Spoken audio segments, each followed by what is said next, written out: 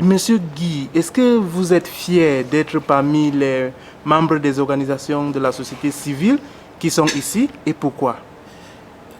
Je dirais plus que fier.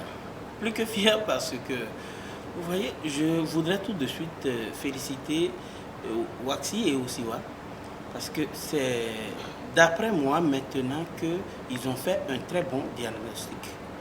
Il fallait une formation comme ça. Et le fait de me retrouver dans un groupe ainsi, on a commencé la formation, ça fait à peu près trois jours et je remarque que les organisations ciblées sont à peu près au même niveau et elles ont à peu près les mêmes problèmes. Pour certains, ils ne savaient pas encore que leurs organisations avaient de pareils problèmes, mais pour d'autres, les problèmes étaient là, latents, mais ils ne savaient pas comment les gérer. Donc, cette formation qui déjà nous amène à pouvoir détecter, diagnostiquer nous-mêmes des mal, les problèmes qui minent nos organisations et nous accorde encore des aptitudes pour déjà amener des approches de solutions avant que peut-être on nous appuie dans tel ou tel domaine. C'est formidable et je ne peux être que heureux, très heureux de me retrouver ici dans cette formation. Et Madame Keita, formidable est le mot que Monsieur Guy a utilisé. Est-ce que vous partagez les mêmes impressions? Oui, je partage l'impression de M. Guy à plus d'un titre.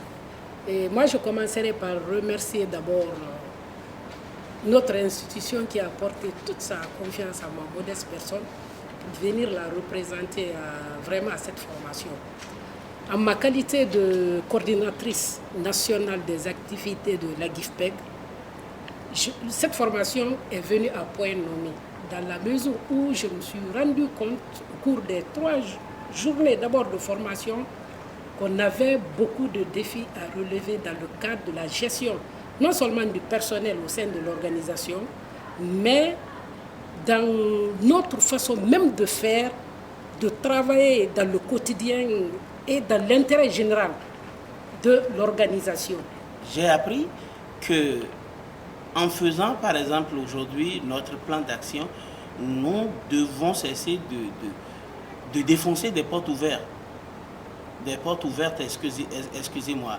Nous devons oser, nous devons chercher à comprendre pourquoi est-ce que, après toutes ces années, par rapport à certaines situations, les changements que nous avons souhaités, nous ne les avons pas obtenus. Aller plus loin, briser les anciens paradigmes et créer des paradigmes nouveaux. Et je fais totalement le lien entre le développement personnel, par exemple, que nous avons vu avec le premier formateur, et la gestion des ressources humaines aujourd'hui. Il faut forcément avoir un certain charisme, il faut un développement personnel des membres d'une organisation, des employés d'une organisation qui puissent induire le développement de l'organisation. Et pour obtenir ce développement personnel au niveau même des employés de cette organisation, il faut une bonne gestion des ressources humaines. Donc il y a un certain nombre de choses, il y a des liens importants qu'aujourd'hui, ça ne fait que 3 jours, mais je peux déjà dire que j'ai acquis de cette formation qui doivent me servir au retour pour améliorer la façon de gérer. J'ai la chance d'être administrateur de cette organisation-là. Donc, restituer et faire en sorte que, tel que je l'ai reçu, les aptitudes que je me sens aujourd'hui avoir pour faire avancer mon organisation, transmettre ces aptitudes-là d'une manière ou d'une autre à mes collaborateurs pour qu'ensemble, nous puissions toucher le ciel.